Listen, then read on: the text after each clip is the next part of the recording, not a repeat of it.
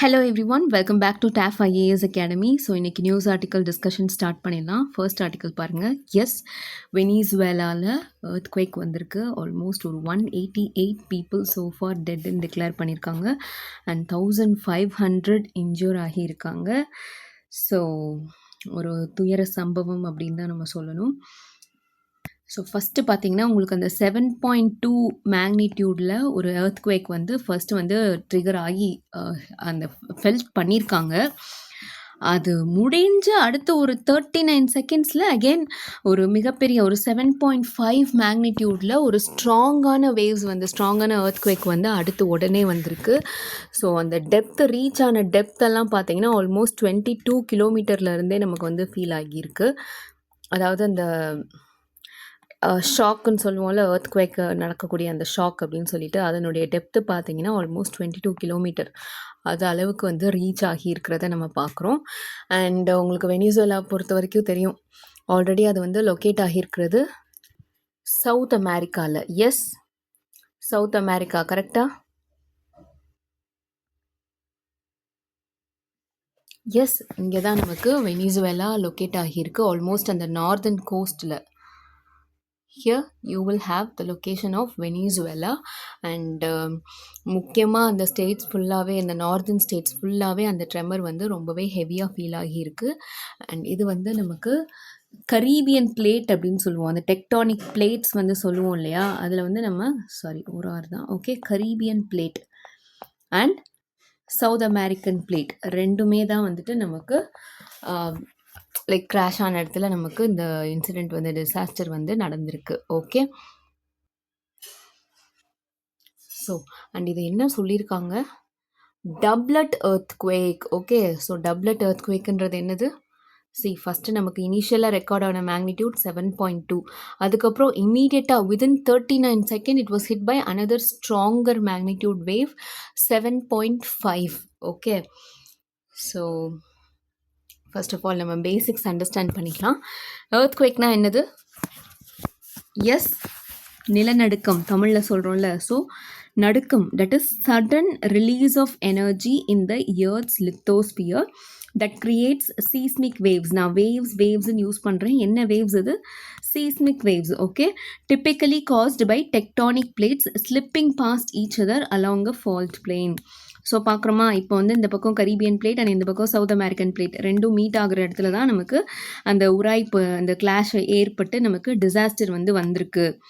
S, and focus அப்படிங்கிறது hypo centre, அதாவது நமக்கு அந்த எர்த்துக்கு கீழே அந்த டெக்டானிக் பிளேட்ஸ் ஸ்லைட் பாஸ்ட் ஆகும்போது நமக்கு அந்த ராக்ஸ் எல்லாம் பிரேக் ஆகி எனர்ஜி ரிலீஸ் ஆகுது இல்லையா, அந்த இனிஷியல் பாயிண்ட்டை தான் வந்து நம்ம ஃபோக்கஸ் அப்படின்னு சொல்லுவோம். So it is below the earth. For example இதுதான் எர்த்தோட லேண்ட் சர்ஃபேஸ்னு வச்சுக்கோங்களேன். இங்கே தான் அந்த ட்ரெமர் வந்து ஃபஸ்ட்டு ஃபீல் ஆகுது, எனர்ஜி வந்து இந்த பாயிண்ட்லேருந்து தான் ரிலீஸ் ஆக ஆரம்பிக்குது. ஸோ இதுதான் ஃபோக்கஸ் ஆர் ஹைப்போ சென்டர். அதுக்கப்புறம் epicentre, the point on the earth surface vertically directly above the focus. So எர்த்துக்கு கீழேருந்து நமக்கு இங்கே ட்ரெமர் ஃபீல் ஆகி அப்படியே நேராக எர்த் சர்ஃபேஸ்க்கு வந்து மேலே இங்கே நமக்கு ஃபீல் ஆகுது தெரியுமா, இதுதான் epicentre. Okay, don't get confused. இது வந்து ஃபோக்கஸ் ஆர் ஹைப்போசென்டர், இது வந்து எபிசென்டர். அண்ட் இந்த earthquake இப்போ நடந்திருக்கக்கூடிய வெனிசுவேலாவோட earthquake பொறுத்த வரைக்கும் இந்த ஃபர்ஸ்ட் எபிசென்டர் எங்கே லொக்கேட் ஆகியிருக்கு? West of the capital city of Caracas near the coastal town of Moron. Okay, so இதுதான் நமக்கு கேபிட்டல். அந்த கேபிட்டல் சிட்டி கேரகாஸ்க்கு வெஸ்ட் சைடில் தான் நமக்கு இந்த ஃபர்ஸ்ட் எபிசென்டரை லொக்கேட் பண்ணியிருக்காங்க. ஓகே, அண்ட் யூஸ்வலாகவே நமக்கு earthquake ஈவன் நம்ம மூவிஸ்லலாம் பார்த்தோன்னா கூட இது நமக்கு தெரியும். எஸ், அது வந்து ஒரு சீக்வென்ஸாக தான் நடக்கும். ஃபஸ்ட்டு வந்து ஃபோர் ஷாக், அதாவது ஒரு ப்ரிலிமினரி ஸ்மாலர் குவேக் வந்து நடக்கும். மேபி ஒரு மைனர் கிராக் வந்து அந்த இடத்துல ஃபீல் ஆகுது, மைனர் ஒரு ஜர்க் மாதிரி இருக்குன்னு வச்சுக்கோங்களேன். அதுக்கப்புறம் அந்த மெயின் ஷாக், ஒரு பிக் டிசாஸ்டர், சடன் மூவ்மெண்ட்ஸ் எல்லாமே, அந்த எனர்ஜி டிராஸ்டிக்காக ரிலீஸ் ஆகுறது எல்லாமே நடக்குது. ஓகே, அதுக்கப்புறம் after shocks. Okay, after shocks அப்படிங்கிறது அந்த sudden energy release, immediate shaking, shivering எல்லாம் முடிஞ்சுட்டு செட்டில் டவுன் ஆகும்ல, க்ரஸ்ட் வந்து அந்த ஏரியா வந்து செட்டில் டவுன் ஆகும், அது வந்து ஆஃப்டர் ஷாக். ஸோ இதுதான் வந்து ஒரு ப்ராப்பர் சீஸ்மிக் சீக்வென்ஸ் அப்படின்னு சொல்கிறாங்க. Four shock, main shock, after shock. Okay, next பாருங்கள் டப்லெட் எர்த்குவேக். ஸோ நம்ம முன்னாடியே பார்த்த மாதிரி ஃபஸ்ட்டு ஒரு 7.2 மேக்னிடியூடில், அதுக்கப்புறம் இமீடியட்டாக விதின் தட் சேம் லொக்கேஷன் அந்த வெரி க்ளோஸ் ரேஞ்ச்லேயே நமக்கு 7.5 மேக்னிடியூடில் அனதர் எர்த்குவேக், அதுதான் நம்ம டப்லெட் எர்த்குவேக் அப்படின்னு நம்ம சொல்கிறோம். Okay, note it differs from aftershocks. இப்போ நம்ம சீஸ்மிக் சீக்வன்ஸ் பார்த்தோம் இல்லையா, அந்த 4 ஷாக் இருக்கும், அதுக்கப்புறம் மெயின் ஷாக் அந்த ஆக்சுவல் டிசாஸ்டர் இந்த 7.2 or 7.5 மேக்னிடியூடில் நடக்கிறது.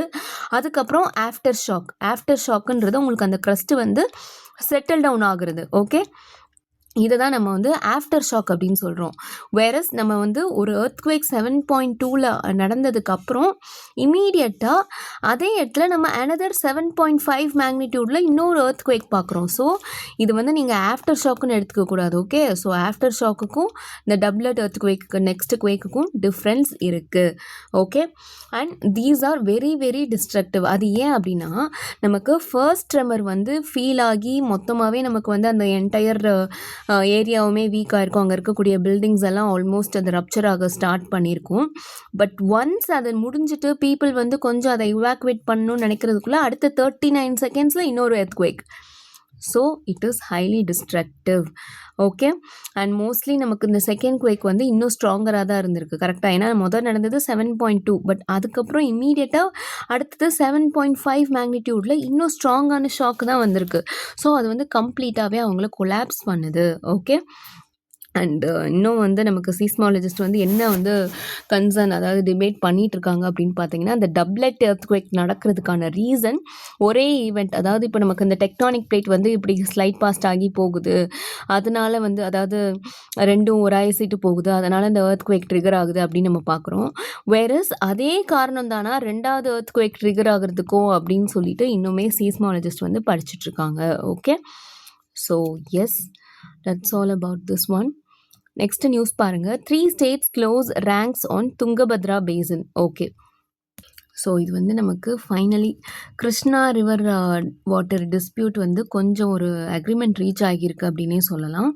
ஸோ அந்த துங்கபத்ரான்றது உங்களுக்கு கிருஷ்ணாவுடைய மெயின் ட்ரிபியூட்ரி. கரெக்டாக, அதனுடைய வாட்டர் வந்து மேஜராக கர்நாடகா அண்ட் ஆந்திர பிரதேஷ்க்கு கிடைக்கணும். அண்ட் ஆந்திர பிரதேஷ் வந்து அப்போது நமக்கு ஸ்ப்ளிட் ஆகிறதுக்கு முன்னாடி. ஸோ இப்போ ஸ்ப்ளிட் ஆனதுக்கப்புறம் கர்நாடகா, ஆந்திர பிரதேஷ் அண்ட் தெலுங்கானா, இந்த 3 ஸ்டேட்டினுடைய சீஃப் மினிஸ்டர்ஸ் தான் இங்கே வந்து இருக்காங்க. எஸ், ஸோ இப்போ 3 பேருமே ஃபைனலாக ஒரு அக்ரிமெண்ட், ஒரு கன்சென்சஸ் வந்து ரீச் பண்ணிட்டாங்க இந்த கிருஷ்ணா வாட்டர் டிஸ்பியூட் பொறுத்த வரைக்கும் அப்படிங்கிறது தான் news. First of all understand Krishna river water dispute. இதுக்கு நம்ம கிருஷ்ணா வந்து மேஜராக கர்நாடகாவில் தான் ஃப்ளோ ஆகுது. ஓகே, ஸோ நமக்கு கர்நாடகாவில் ஃப்ளோ ஆகுறத என்ன ரேஷியோவில் பிரிக்கணும்னு, அதாவது இந்த ஆந்திர பிரதேஷ் வந்து ஆந்திரா தெலுங்கானான்னு செப்பரேட் ஆகிறதுக்கு முன்னாடியே நமக்கு வந்து என்ன மாதிரி ரேஷியோவில் பிரிக்கணும் அப்படின்னு சொல்லியிருந்தாங்கன்னா, Karnataka will have 65% and remaining has to be shared with Andhra Pradesh அப்படின்னு சொல்லிட்டு தான் நமக்கு அந்த ஃபார்முலா வந்து ஸ்ப்ளிட் பண்ணி கொடுத்துருந்தாங்க. ஓகே, அண்ட் சென்ட்ரல் கவர்மெண்ட் அப்போ இதுக்காக நமக்கு துங்கபத்ரா போர்டு வந்து செட்டப் பண்ணியிருந்தாங்க. ஓகே, அதுக்கப்புறம் அது மல்டிபிள் இஷ்யூஸ், நமக்கு வந்து 2014 ஆந்திரா வந்து தெலுங்கானான்னு ஸ்ப்ளிட் ஆகுது. ஸோ அகெயின் அப்போ தெலுங்கானாக்கும் வாட்டர் கொடுக்கணும் இல்லையா, ஸோ அப்போ அதில் வந்து இஷ்யூ ஆகுது. ஓகே, அதுக்கப்புறம் தான் நமக்கு கிருஷ்ணா வாட்டர் டிஸ்பியூட் ட்ரைபியூனல் வந்து செட்டப் பண்ணுறாங்க. ஓகே, அந்த ட்ரைபியூனல் செட் பண்ணுற அவார்டை வந்து ஆட்டோமேட்டிக்காக கொடுக்கணும். அண்ட் ஆல்சோ கர்நாடகாவாக இருக்கட்டும், இல்லை ஆந்திராவாக இருக்கட்டும், தெலுங்கானாவாக இருக்கட்டும், ஈவன் மகாராஷ்டிராவுக்குமே ஷேர் இருக்குன்னா அதையும் கொடுக்கணும் அப்படின்னு சொல்லிட்டு இந்த ட்ரைபியூனல் வந்துட்டு சொல்கிறாங்க. ஓகே, அண்ட் இதில் மேஜராக இஷ்யூ என்ன வரும் அப்படின்னு பார்த்தோன்னா, இந்த துங்கபத்ரா டேம் இருக்கு இல்லையா, அதில் ஆல்மோஸ்ட் ஒரு அதனுடைய ஸ்டோரேஜ் கெப்பாசிட்டியில் ஒரு 30+ TMC வந்து இந்த சில்ட்டுனால போயிடுச்சு. சில்ட்டுன்றது நமக்கு அந்த ரிவர் செடிமெண்ட்ஸ்லாம் சொல்லுவோம் இல்லையா. ஸோ இப்போ அந்த துங்கபத்ரா டேம் வந்து இவ்வளோ பெருசு இருக்குன்னு வச்சுக்கோங்களேன், அதில் ஒரு 30% இந்த சில்ட் ஃபில் ஆகுறதுனால அதனுடைய ஸ்டோரேஜ் கெப்பாசிட்டி வந்து நமக்கு வாட்டர் ஹோல்ட் பண்ணுறதுல 30+ TMC வந்து கம்மியாகிருச்சு. இதனால் கர்நாடகா அவங்களுக்கு தேவையான, அதாவது ஆந்திரா அண்ட் தெலுங்கானாவுக்கு ஷேர் பண்ணக்கூடியது இருக்கு இல்லையா, அதை அவங்களால ஷேர் பண்ண முடியாமல் போகுது. ஸோ இது நிறைய பொலிட்டிக்கல் கான்ட்ரவர்சி ஃபர்தராக வந்து 3 ஸ்டேட்ஸ்க்கும் நடுவில் பிரச்சனை. ஏன்னா இப்போ நமக்கு காவேரி வாட்டர் டிஸ்பியூட் எந்த அளவுக்கு போயிட்டுருக்குன்னு நமக்கு தெரியும். கரெக்டாக, ஸோ லைக்வைஸ் நமக்கு இந்த 3 ஸ்டேட்ஸோட வந்துட்டு இந்த கிருஷ்ணா வாட்டர் டிஸ்பியூட் வந்து ரொம்பவே இதாக போயிட்டுருக்கு. அண்ட் ஆல்சோ தெலுங்கானா, கர்நாடகா செப்பரேட்டா என்ன அக்யூசேஷன் அதாவது தெலுங்கானா வந்து கர்நாடகா மேல வச்சாங்க அப்படின்னா, கர்நாடகா ஃபார்மர்ஸ் வந்து அவங்களுக்கு பெர்மிட் பண்ண அளவ விட வாட்டர் வந்து அதிகமா எடுத்துக்கிறாங்க. இதனால எங்களுக்கு வர வேண்டிய வாட்டர் வந்து கம்மியா வருது அப்படிங்கிற ஒரு அக்யூசேஷனும் வைக்கிறாங்க. ஸோ இதெல்லாம் கடந்து இப்போ ஃபைனலா ஒரு அக்ரீமெண்ட் வந்து ரீச் பண்ணியிருக்காங்க. ஸோ 3 ஸ்டேட்டுமே வந்துட்டு வாட்டர் ஷேரிங்கை ப்ராப்பராக பண்ணலாம். அண்ட் ஆல்சோ 3 ஸ்டேட்டினுடைய ஃபார்மர்ஸும் இம்பார்ட்டண்ட். நமக்கு வந்து இது வந்து ரிவர் வாட்டருங்கிறது உங்களுக்கு அந்த inter state river water dispute or water sharing இது எல்லாமே உங்களுக்கு அந்த ஸ்டேட் லிஸ்ட்டில் வந்து கவர் ஆகுது அப்படின்னா அதில் வந்து நம்மளே வந்து ஒரு கோஆப்ரேஷன் எடுத்துக்கலாம் அப்படிங்கிறத சொல்லியிருக்காங்க. ஸோ நம்ம இந்த டேமை வந்து 3 ஸ்டேட்டுமே ப்ராப்பராக மெயின்டைன் பண்ணுவோம். 3 ஸ்டேட்டோட ஃபார்மர்ஸையும் டேக் கேர் அவங்களோட நீட்ஸையும் டேக் கேர் பண்ணிவிட்டு நம்ம 3 ஸ்டேட்டோடைய அக்ரிகல்ச்சரல் எக்கானமியும் டேக் கேர் பண்ணுவோம். இதுக்கான இன்ஃப்ராஸ்ட்ரக்சரையும் நம்ம கொலாபரேட்டிவாக அதாவது 3 ஸ்டேட்டும் இணைஞ்சு கோஆப்ரேட்டிவாக க்ரியேட் பண்ணுவோம் அப்படிங்கிறதையும் சொல்லியிருக்காங்க. Okay, so yes that's all about this one. Next news பாருங்க, air Suvidha 2.0 portal launched for Ebola screening. Okay, so இது வந்து நமக்கு வெளிநாடுகள்லேருந்து நம்ம நாட்டுக்கு வராங்க இல்லையா, அவங்களுக்காக ஒரு போர்ட்டல் தான் இது. இது வந்து செல்ஃப் டிக்ளரேஷன் போர்ட்டல் தான். ஓகே, அதில் ஒரு ஃபார்ம் வரும், அதை நம்ம வந்து அதில் இருக்கக்கூடிய என்கொயரிஸ்லாம் நம்ம ஃபில் பண்ணி கொடுக்கணும். ஓகே, இது வந்து லான்ச் பண்ணது பார்த்தீங்கன்னா ministry of civil aviation and Delhi international airport limited. Okay, அப்போ ஏர் சுவிதா 2.0னா இதுக்கு முன்னாடி அப்போ 1 இருந்ததா ஃபஸ்ட்டு லான்ச் பண்ணது? எஸ் இருந்தது.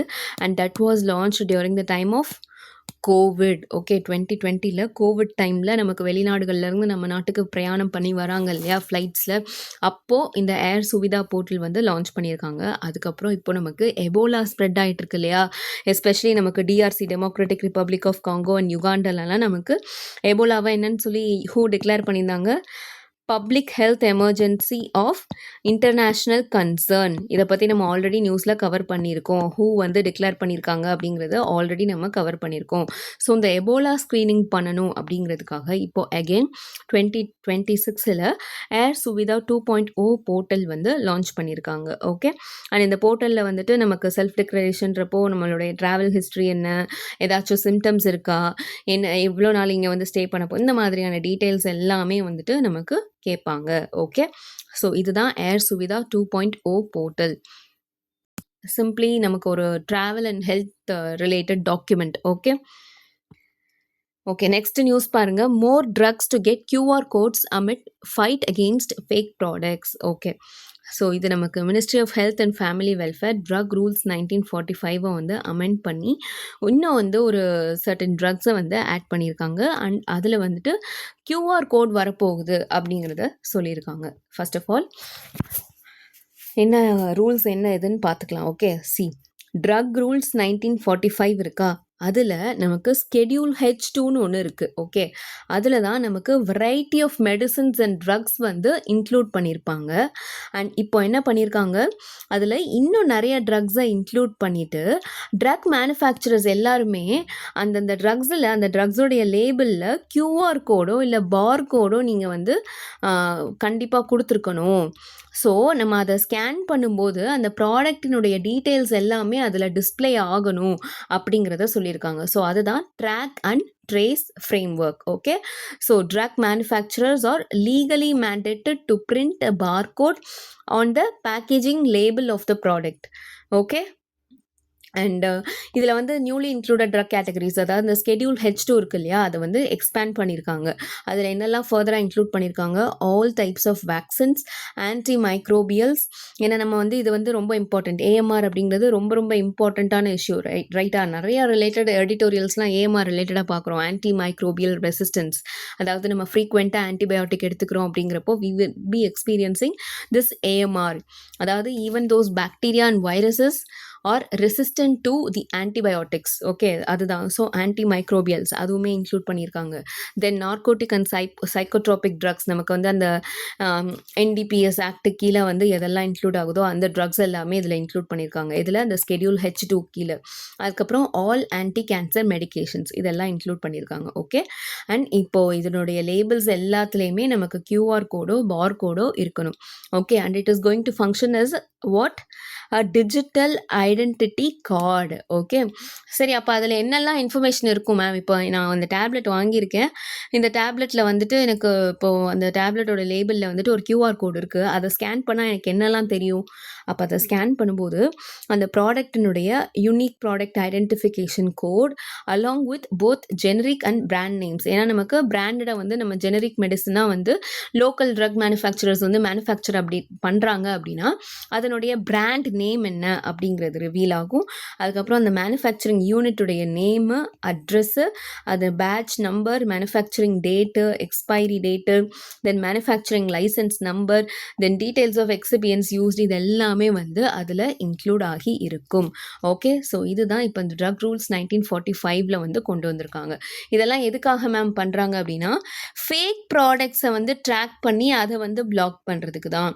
ஓகே, ஸோ ஃபேக் ப்ராடக்ட்ஸை வந்து மார்க்கெட்டில் இருக்குது அப்படின்னா அதை தடுக்கிறதுக்கான ஒரு இனிஷியேட்டிவ் தான் இது. ஏன்னா நம்ம இவ்வளோ டீட்டெயில்ஸ் வந்து ப்ரொவைட் பண்ணோம் அப்படிங்கிறப்போ ஆப்வியஸாக அந்த ஃபேக் ட்ரக் ஆர் ஃபேக் மெடிசனில் வந்து இவ்வளோ விஷயம் அவைலபிளாக இருக்காது. அப்படியே கொடுத்தாலும் we can easily track and trace those fake products அப்படிங்கிறது. Okay, so yes, that's all about this one. Okay, next news பாருங்க. Netra India's airborne surveillance platform gets final operational nod. Okay, Netra அப்படின்னு சொல்லிட்டு நமக்கு ஏர்ஃபோர்ஸ் ரிலேட்டடான ஒரு ஏர்லி வார்னிங் சிஸ்டம் இப்போ வந்து Indian ஏர்ஃபோர்ஸில் finalise பண்ணி லான்ச் பண்ண போகிறாங்க. ஸோ இந்தியன் ஏர்ஃபோர்ஸ் ரிலேட்டடான ஒரு சிஸ்டம் தான் இது. Netra airborne early warning and control system. Okay, so அதுக்கான இப்போ ஃபைனல் ஆப்ரேஷனல் கிளியரன்ஸ் தான் இப்போ நமக்கு கிடச்சிருக்கு. And it is an indigenously developed one. Okay, indigenously developed by Bangalore based centre for airborne systems. இது வந்து நமக்கு DRDO கீழே ஃபங்க்ஷன் ஆகக்கூடிய ஒரு ஆர்கனைசேஷன் தான் பெங்களூரில் இருக்குது. அது வந்து தயார் பண்ணது தான் இந்த நேத்ரா அப்படிங்கிற ஒரு சிஸ்டம். ஓகே, அண்ட் இதை வந்து நம்ம ஏர்க்ராஃப்டான பிரசிலியன் எம்ப்ரையர் EMB 145I ஏர்க்ராஃப்டில் வந்து இந்த நேத்ரா சர்வேலன்ஸ் சிஸ்டமை லான்ச் பண்ணியிருக்காங்க.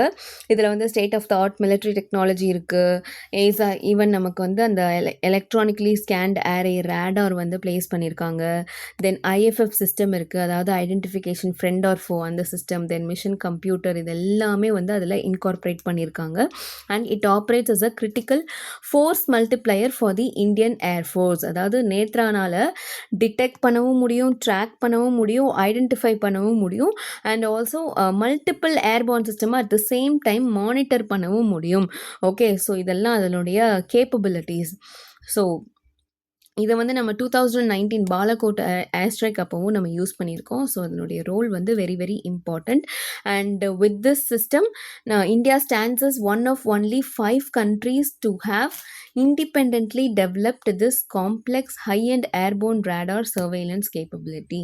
அதாவது உலகத்திலேயே 5 நாடுகள் தான் இந்த airborne radar surveillance capability achieve பண்ணியிருக்கு. அதில் ஒன்று தான் இந்தியா அப்படிங்கிறதும் ஒரு ரெக்கார்டு தான். ஓகே, ஸோ எஸ், ஃபைனலாக நமக்கு கேபினெட் கமிட்டி ஆன் செக்யூரிட்டி இதுக்கான கிளியரன்ஸ் அண்ட் அப்ரூவல் கொடுத்துருக்காங்க. சீக்கிரமே நமக்கு இந்தியன் ஏர்ஃபோர்ஸில் இது ஃபங்க்ஷன் ஆகிறத நம்மளால் பார்க்க முடியும். Okay, so yes, that's all about this one. நமக்கு எல்லாமே உங்களுக்கு எப்படி மேம் டிஃபென்ஸ் டெக்னாலஜி படித்து வச்சுக்கிறது, இந்த மாதிரி நியூஸில் வர்றது தான். டைம் நினைக்கிறேன் உங்களுக்கு நியூஸில் வர்றது ஃபுல்லாகவே ஃபோக்கஸ் பண்ணி படிச்சிட்டிங்கன்னா very very easy. Okay, and இதில் வந்து உங்களுக்கு கொஞ்சம் அதனுடைய ஹிஸ்ட்ரி வந்து கொடுத்துருக்காங்க. லைக் சோஃபார் இது வந்து எப்போ ஸ்டார்ட் பண்ணுது, இதனுடைய ப்ரொடக்ஷன் எப்போ ஸ்டார்ட் பண்ணுது, எப்போ வந்து சர்வீஸில் இண்டெக்ட் பண்ணி அப்போ ஏன் வந்து, ஏன்னா நமக்கு இடையில 1999 ஒன்ஸ் வந்து சம்திங் would have happened. அப்போ வந்து இதை யூஸ் பண்ணி அகெயின் அதை வந்து அபேண்டன் பண்ணியிருப்பாங்க, அகெயின் அந்த ப்ரோக்ராம் வந்து ரீஸ்டார்ட் பண்ணியிருப்பாங்க. ஸோ இந்த விஷயம்லாம் கொஞ்சம் கொடுத்துருக்காங்க. You can just go through it. Okay, so yes, that's all for today. Thank you so much for watching. See you tomorrow.